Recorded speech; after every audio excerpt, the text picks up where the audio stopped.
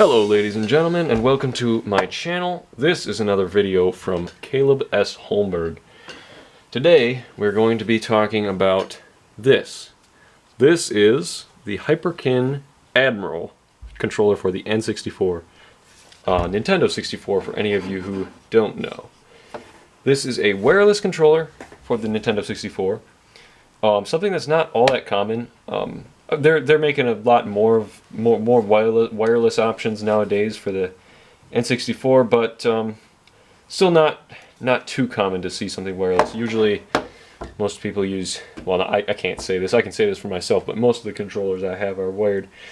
And we're just going to be doing some reviewing, and I've been playing with this thing for a while, and I just thought I would give you my opinion as a well, somewhat serious Nintendo 64 gamer on whether or not this is a controller that's worth the investment that it is. This thing is like, you can the price varies from site to site, but I think it's usually around somewhere from $30 to $40, maybe more like, usually leaning more toward $40 for this controller. It is. You can see the controller, and it's got a receiver here, which has a slot that you can put your memory pack or whatever in there. Transfer pack, I think, works with it too. Don't quote me on that though.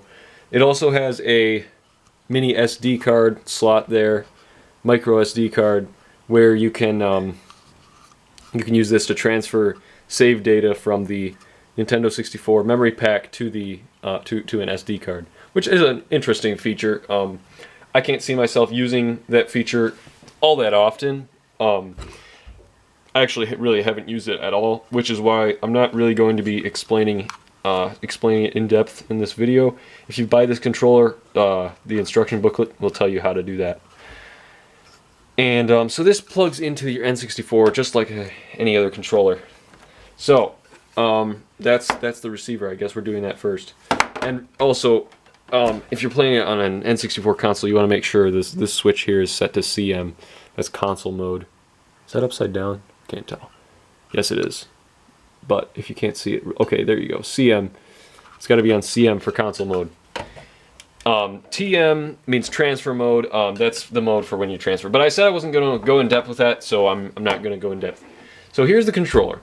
Now, I've been using this thing for a little bit, and I will tell you some first impressions. When I first, so basically, when I first held this controller, what stood out to me was it's a little bit blocky. Like, here, hold on just a second. Let me grab an original N64 controller. Oops, sorry about that.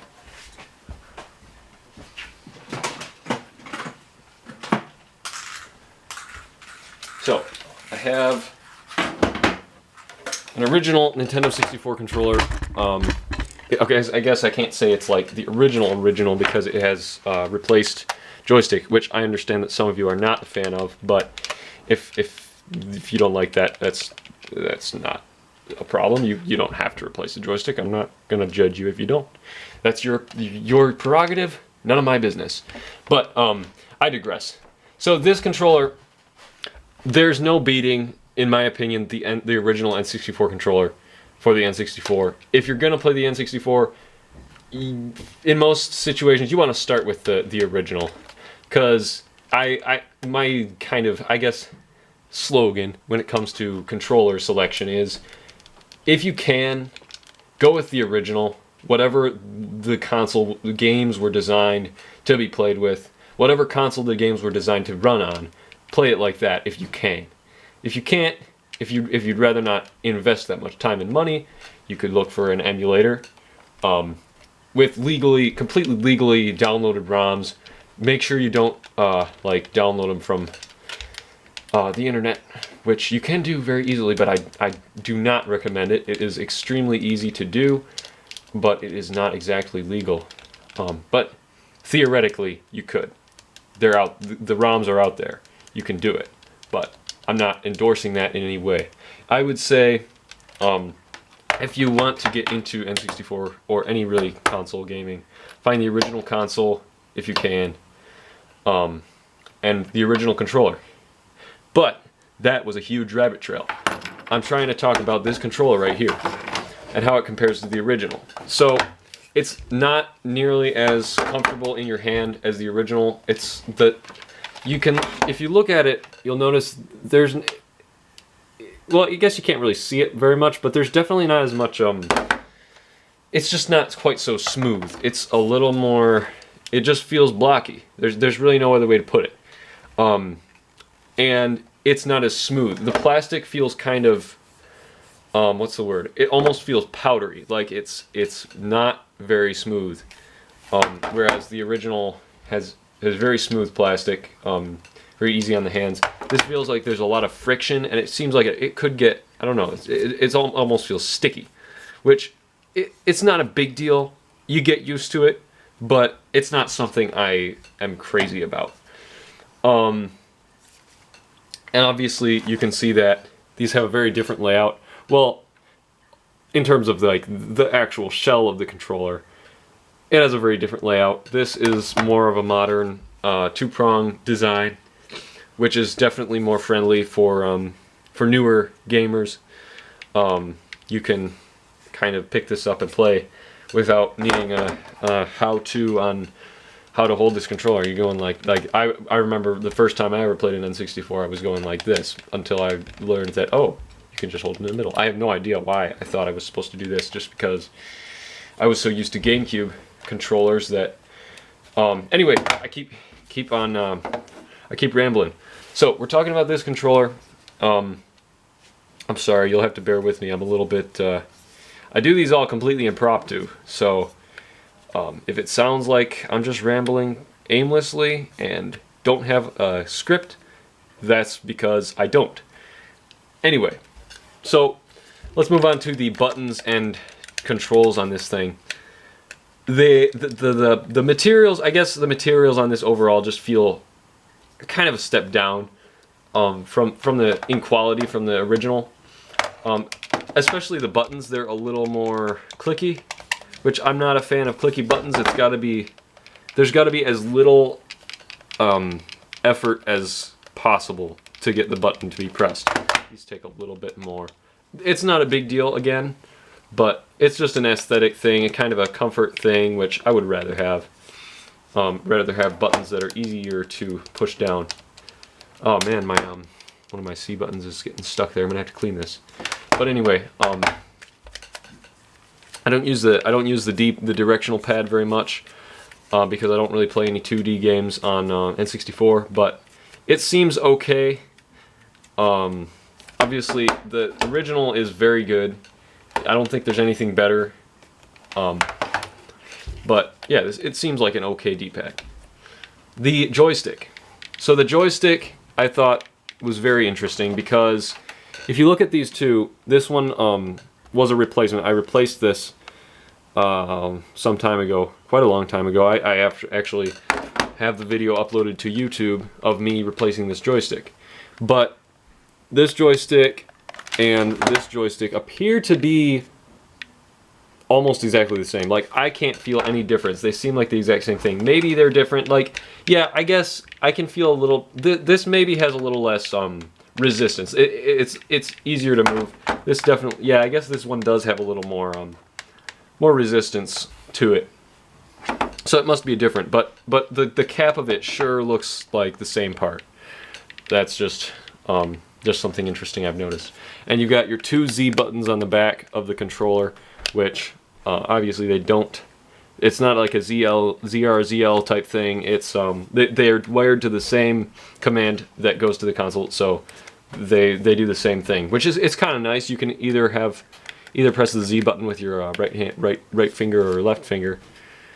I don't play any games where well, like for example, I know there are some instances where you'll be holding it like this, in which case you'll have your right hand on the Z trigger, which so it'd be nice if you want to have it right there, then it'll be right there, if that makes any sense.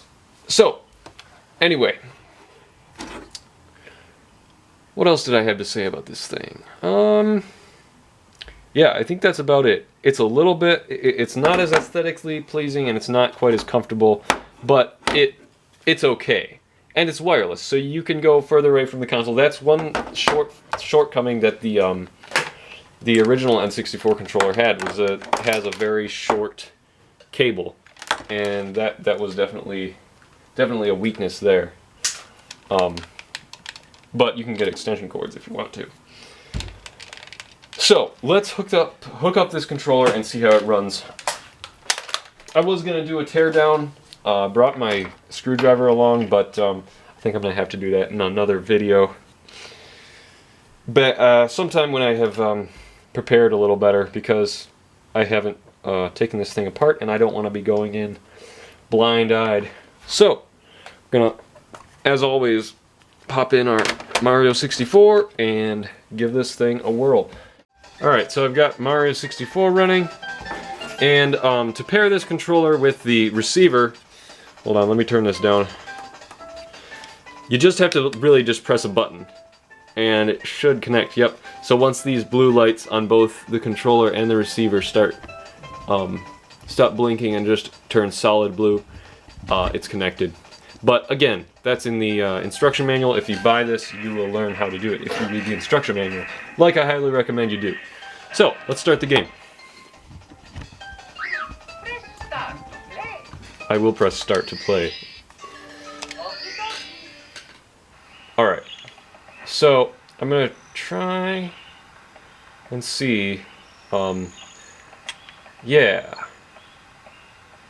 trying to test the dead zone on this thing, which it seems very responsive, the joystick anyway, as far as I can tell. This is not my first time using this controller, but I'm just thinking out loud here. And honestly, it feels good. There's nothing really wrong with it that I can tell after a few weeks of playing with this thing.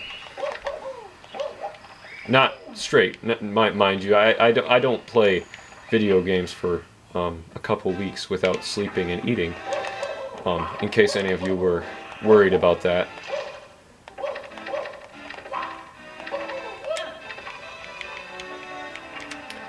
Yeah, this feels very, very responsive, very, yeah, the joystick has a nice level of sensitivity to it. Oh dear. Sorry, Mario. Hey, Toad. We care about Toad this time. Alright, so one thing I usually like to do is try some Bowser spins, just because, that's a good way to test the joystick and see whether it's up to performing how it should. Always take this slowly, because you never know what you might find in this corridor here. I feel like one time I saw something strange, but I'm not gonna go into it. Sometimes it gives me PTSD thinking about it. Anyway, so here we are.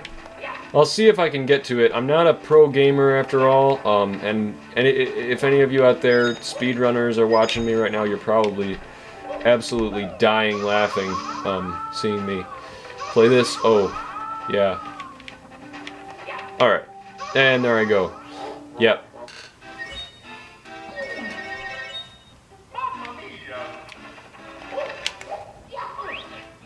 But if at first you don't succeed, try again.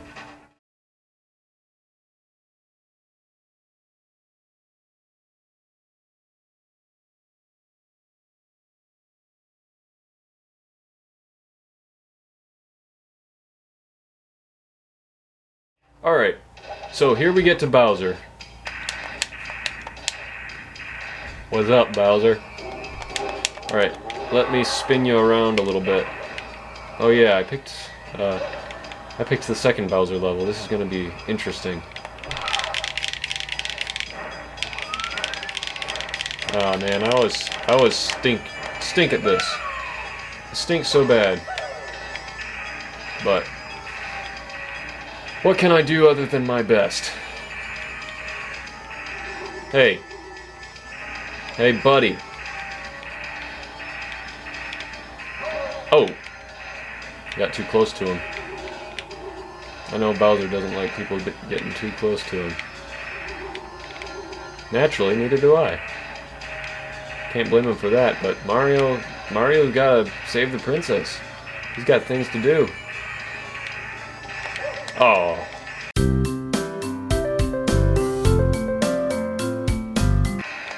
Oh, this is so sad. Here we go. Where's that bomb at? Alright, so we seem to be able to spin him pretty well.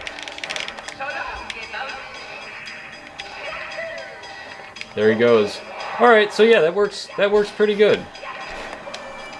But I've got to beat him, you know? I can't just let him run rampant through the streets. Unless I die. If I die, I'm not going to do it again. I said try again, but sometimes you got to give up. No.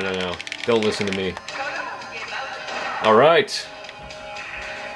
So long, King Bowser. Unless he says something else, I don't know.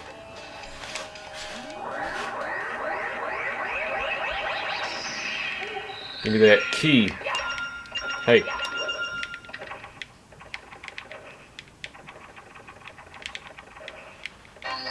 Alright, sweet. So, this controller is good. I will give it 7.5 out of 10. If the original N64 controller is a 10, this could be 7.5. I don't think I've found a 0 controller yet, so why don't I just say that the, whatever, Mad Catz, if there was a Mad Catz controller for N64, that would be level 0.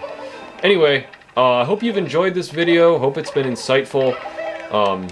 If you're thinking about purchasing this controller, I would say try and find one for a discounted price, because I would not, I honestly don't think it's worth $40.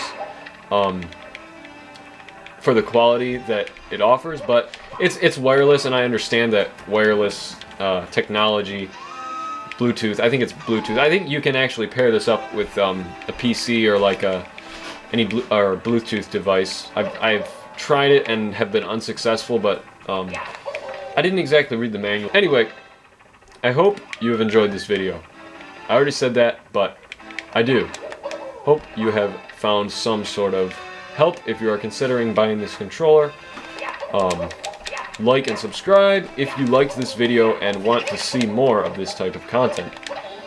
Share this video if you know anyone who is also considering this controller and is looking for some words of wisdom, however rambling they may be. I don't even know if there is any wisdom, but if there is, and you found this video helpful, or if you have any other comments, please comment below. Oh, by the way, thanks to all my new subscribers. I think I'm up to like, I think I'm close to 20 now, so that's going to be a big milestone. I'm going to have to do something special for that. But you guys are awesome. Thanks to you all for your support of this channel. This is a lot of fun for me to make these videos, and I'm glad you all appreciate it. Well, see you all in the next video. I'm not sure what I'll be covering next, but I'm sure I'll find something.